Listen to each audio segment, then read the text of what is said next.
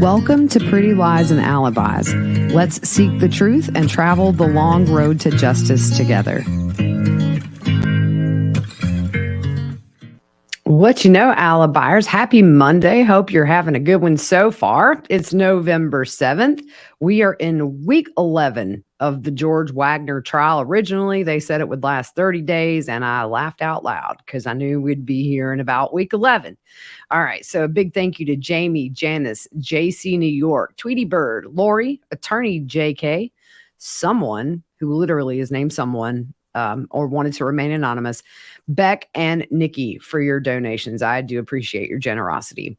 All right, music fact of the day before we dive in. According to Billboard, the best-selling duo of the modern era is Hall & Oates with over 40 million records sold. All right, so we're going to backtrack to Friday. The last witness of the day was Katy Wagner. That's Billy Wagner's niece. She was given that GMC Z71 truck that they bought specifically for the murders. If you remember, he showed up there before the sun came up to give her this truck. She had it transferred that day. She's 29 years old, so she's really close to George and Jake in age. She said the Wagners were very tight-knit, and she didn't have much contact with them except for around the holidays. She's never been to the Peterson Road house, and she did meet Tabby and Hannah Mae at the farm at the Flying W. She said Billy is a loudmouth, and she had talked to Billy previously about wanting a truck, and then she said several months later he brought her this truck out of the blue. Billy came and told her he had a surprise for her, and after she looked at it, they went inside for coffee. Billy said he needed to leave early because he was taking a trip with Chris Sr. Mind you, this is hours after the murders. He stayed 30 minutes or so, and he told her he got the car from his great uncle Silas. She said, by the way, he was grinding his teeth. After he left, later that day, she went and got tags for the truck, and there were no floor mats in the truck. She said the inside was pretty clean, and she said the lights started smoking, which is interesting. She was at home when she learned about the murders, and in early of June 2018, she was at the Flying W Farms. Billy was there, and he offered to clean the car, so she didn't watch as he did. But she learned they were targets of the investigation, and BCI came to their house about her truck. She said they asked for the keys, and it gave her a very sinking feeling when they did. She said when Jake confessed, it felt like she was hit by a truck. Jake and George called, but she didn't answer, and she said it wasn't normal for him to call, and I'm assuming they called once they were arrested. So next witness who opted out this morning is Andrew Carson. He is the man that called Jake the morning of the murders when they were on their way back to Peterson Road because they had forgotten the chainsaw that morning. He said he knew Hannah Mae pretty well, and he was working when he first heard of the murders. He got that call around 7 or 7:30 in the morning and heard that there were dead people up on Union Hill Road. He knew Hannah Mae had been in a relationship with Jake and later with Corey. So he headed home because his wife called and said there was an active shooter. He called Jake to see if he knew what was going on and told Jake what he had been told by his wife. He said Jake freaked out after Andrew had told him that they're all dead there. Now, remember on Jake's testimony, I believe he said he was thinking, I know they're all dead. So on cross, he said he traded truck parts with Jake and things like that. He knew Corey and had met Billy. When asked to describe Billy, he said, I'm not sure how to answer that. He said the Wagners were a working team, and he thought Jake was at home when he called him. I think eventually Jake did arrive at home on the phone with him. Andrew lived kind of near the area, I believe, where the murders happened. And Jake asked him to let him know when he was at Hannah Mae's house. So the next witness opted out. This was Shawn Fisher. He's a tattoo artist. He worked at Shamrock Tattoo, and this was really brief, it seems. He says he's done about 1 million 8-ball tattoos. He said people often get tattoos covered up for various reasons, and he does remember George's tattoo. On cross, she asks about a dead man's hand, which is aces and eights. And the story of that is somebody was playing, I think maybe back in the Wild West, was playing a hand, and aces and eights was the hand he was holding when he was shot in the back. And that's how a dead man's hand got that name. The next witness opted out. Thanks to Big E, by the way, who was in the courtroom, took the notes, just shot him over to me. Mike Nash, which was George and Jake's employer in Alaska. He worked at Buddy's Garage, and he was the shop foreman. He wasn't involved in hiring Jake and George, and he did meet them the first time when they came looking for work. They were both hired. They worked on vans, trucks, and tow trucks. Jake was more given the grunt work because of his lack of focus, and he just wasn't as good as George was at fixing cars. And also, George was more reliable. He did say, this is interesting, one time that he saw Jake looking at Road and Massacre stuff on Facebook. And they were asked to rate George and Jake on a scale of 1 to 5 of how good and how hard of a worker they were. George was rated as a 3 and Jake was a 1.5.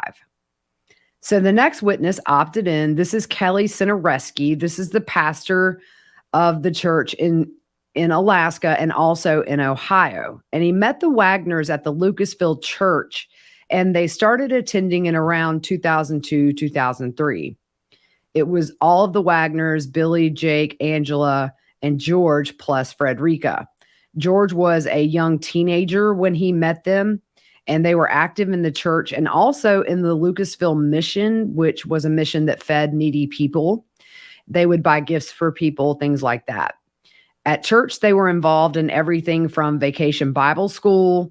They had this 16-week discipleship program that they held at their house, that Billy and Angela held there once a week for 16 weeks. They would do the Bible studies, and Jake and George helped a lot with the kids. So Mr. Cinereski flew in from Alaska to officiate George's wedding at Frederica's church. He can't remember if he had met Tabby before the wedding, but he said he developed a bond with Billy, and Billy had opened up to him about his past and his misdeeds and wanted to change and wanted the boys to take a different path than he did, which is interesting because when the boys were 13, he was teaching them how to steal and pick locks. So actions speak louder, Billy. His son was around the age of Jake and George, and the Wagner home was one of the only places Pastor Kelly would let his son go to visit and to sleep over.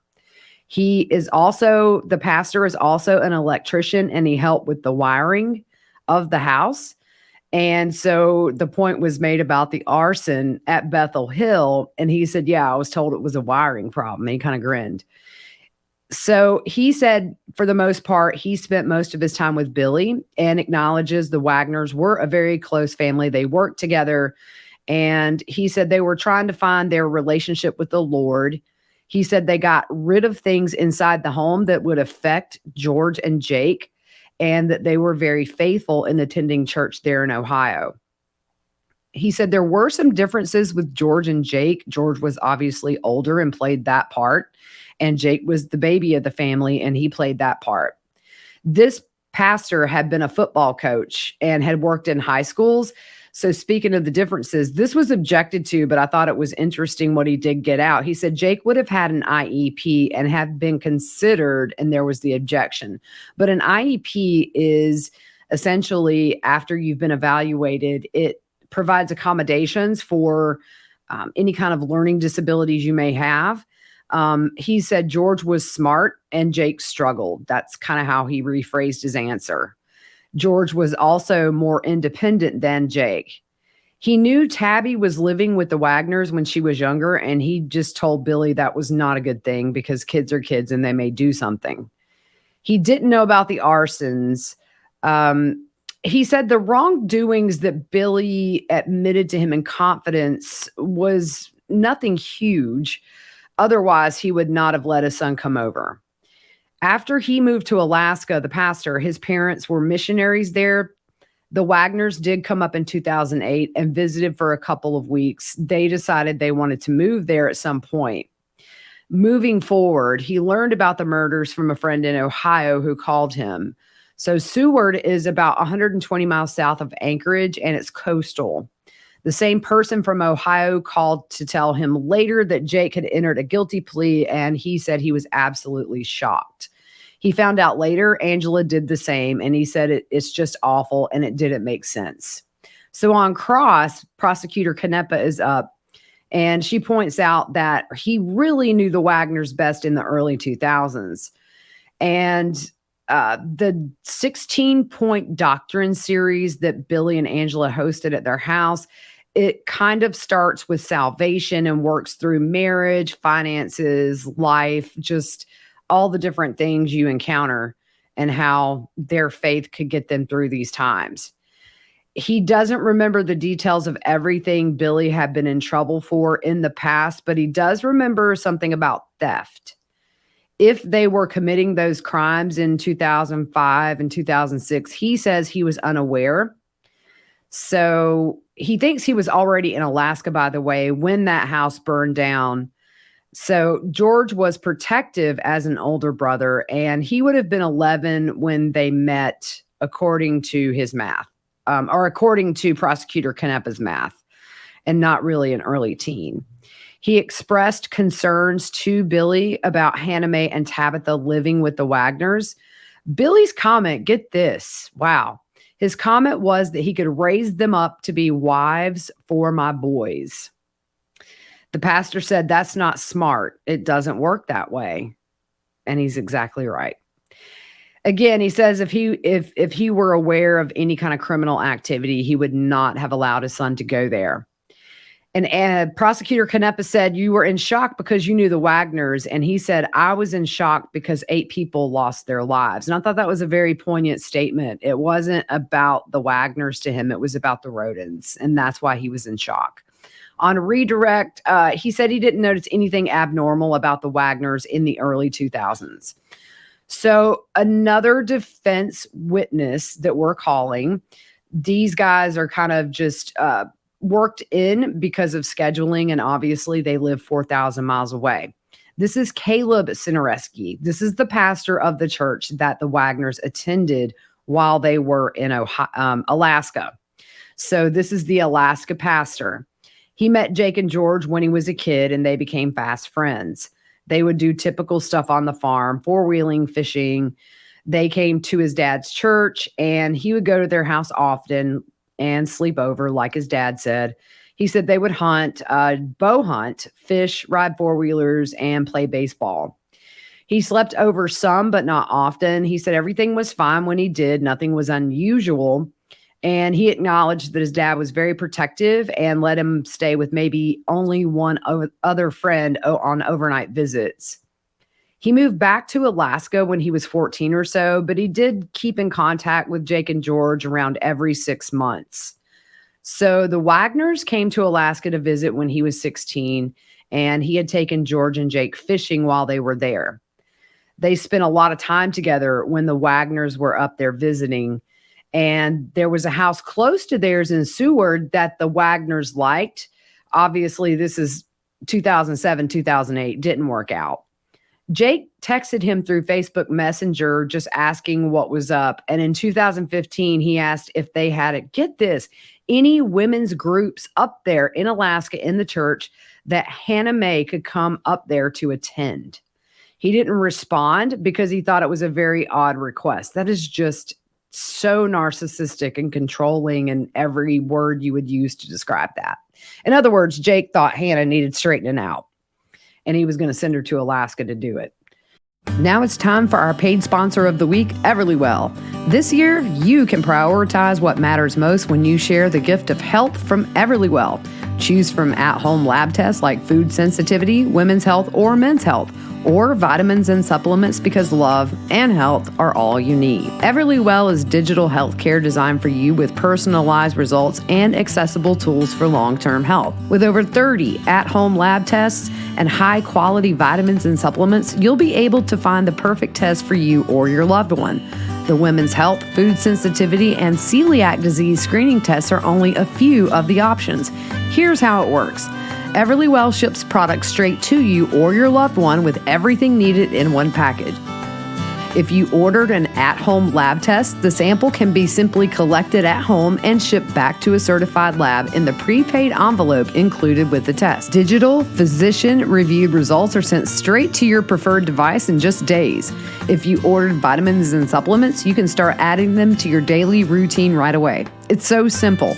Over 1 million people have trusted Everlywell to support their health and wellness goals, and now you can help your loved ones do the same. I took the food sensitivity test, which measures your body's immune response to 96 foods to help guide you on what types of food to prioritize in a 2-part elimination diet. The gift of health has never been so easy to share than it is this holiday. For listeners of Pretty Lies and Alibis, Everlywell is offering a discount of 20% off an at-home lab test at everlywell.com/whattheworld. That's everlywell.com/whattheworld for 20% off your next at-home lab test. That's everlywell.com/whattheworld. Jake contacted him in 2017 saying they were coming for a visit. He said he would like to have dinner, and so he asked, what would you guys like? And Jake wanted to try moose. So his wife, the pastor's wife, made some kind of a moose soup, I think he said, for them. But only and Jake and George came to that dinner. He said the conversation was normal, like, how's your family? And he wasn't sure about Hannah Mae. He heard she had passed away, but did not know the circumstances. He said Alaska's far away. They just don't keep up with it. So he asked Jake, and then Jake told the story of how 8 members of the Roden family have been killed. After he heard this, he told Jake he was sorry and it must be difficult to deal with. He said George, Jake, Billy, and Angela attended his church. Billy came maybe once or twice. This was during the scouting trip. He knew they were relocating back to Alaska permanently, and he was in contact with Jake. So they moved to Kenai and attended his church. Jake and Angela attended with the kids regularly. Jake let Sophia come to class with the teacher, and he liked her having that opportunity and even talked about possibly putting her in the church's school program. He said Jake was very social, talked to everybody. Jake attended more than everybody, especially after he started liking Beth Ann. Angela, George, and the kids mostly came on Sunday mornings. And so Beth Ann, he clarified a little bit about how Beth Ann showed up to that church. She showed up one service with a family who had been attending his church, and they knew her. He said the man of the house said she was troubled and needed help, so he brought her to live with his family in Alaska. He said Beth Ann overall was pretty quiet. He doesn't know much about how Jake and Beth Ann's relationship started. The man she was living with came to him and asked about Jake and asked if it was a good thing or not that they dated. And the pastor said he would not allow his daughter to date Jake. And the man she was living with said, she's not my daughter. It may be a good thing for her. They were constantly coming and going together, and he said they seemed okay. Beth Ann was trying to get Sophia to like her, and he found out they wanted to get married. They came and asked, and he couldn't remember if either they could do their wedding or counsel them, but he does know he did the premarital counseling. We know that the family that Beth Ann was living with, the man of the house, was the one who officiated the wedding. So he really expressed to them the difficulties of marriage, of raising Sophia. He recommended they wait. He felt it was very fast. And he also knew of the accusations against the Wagners at that point. And he suggested maybe they wait until all that is resolved and blows over. But he said they were in love, so they did. He became aware of the accusations from a family friend who sent a text about that press release from DeWine asking for people to reach out if they had had any dealings with the Wagners. He thought it was serious, and he called a BCI investigator who called him back, and they talked about the Wagner family. He was told by BCI that the Wagners had moved and asked what he knew about them and what he had done with them. He informed the BCI agent that the Wagners went to his church, and BCI informed him they were not suspects or persons of interest at this time. So the pastor asked, "What should I do?" And BCI said, "I would advise you stay away from them. They're dangerous." He said, "I respect law enforcement." And he said, "They have a job to do, and so do I." His reaction to talking to the BCI agent was he really just didn't know what to think. He did what he thought was right. So he told his church the accusations and also said they were not suspects or persons of interest. And the Wagners had proclaimed their innocence and said they were allowed to attend that church. He knew George and Jake were looking for work, and there were members in the church who were giving them tips on where to look as people in the congregation worked in mechanics or whatever. So Jake and Beth got married. He, as we know, did not preach that wedding. George was worried about the media attention and was worried about the negative effects to the church and the members and did not want to come. He was in his truck, and so the pastor went out to talk to him about this and told him to come in. He said the media showed up at the church multiple times, but he eventually stopped talking to them. This is the pastor, by the way. After the Wagners left for good, a month later, he heard they got arrested. So he called Jake's phone, and Jake answered and said no. Caleb asks how the marriage was going, and Jake said Beth left. He found out they were arrested real time from the news. He said he was shocked and hoped that they couldn't have done something as evil and disgusting as what they were accused of. So he found out Jake pled guilty from his brother-in-law, who texted a news clip of Jake in court. He said it's still hard to believe Jake could do something so awful. Then Angela entered her plea of guilty. He again saw a news clip of it, and his reaction again was just shock, very hard to fathom. After Jake pled guilty, he had communication with Jake in a letter. There's an objection. We never heard anything else about that. He said Jake's demeanor in Alaska was exactly the same as when they were kids. It was happy-go-lucky, not a care in the world, very outgoing. He visited their home in Kenai. They didn't show up one Sunday, and he said it's kind of customary when somebody doesn't show, you go visit. When he got there, Billy came out onto the porch and described that he felt they were being wrongly accused. There's an objection by Prosecutor Canepa. The pastor said he was there for 10 minutes and he only interacted with Billy at that time. Jake called once and asked for him to come over and meet with him. He said Vine and Sophia were there. Jake took him around to the back of the house to the basement. All their stuff was there. He said he was paranoid about, there's an objection by Prosecutor Canepa, we don't get it. But he said that day Jake's demeanor was concerned. Jake seemed concerned. There was an objection. He said he had a good relationship with Jake and asked if he felt deceived, and he said yes. So on cross-exam, he said he was 8 or 9 when he moved up to Alaska, and he is between Jake and George in age. He spent a lot of the Sunday afternoons at their house there in Ohio, and he went often. He said that George was big into bow hunting, Jake not so much. He was there until he was 14 and unaware of any criminal activity within the family. In 2017, when the Wagners moved to Alaska, he sees the press release about the Wagners. Prosecutor Canepa says, obviously they were being looked at, so you called the tip line. And someone from BCI called you back. What did you tell BCI about any dealings with guns? He says he doesn't recall that.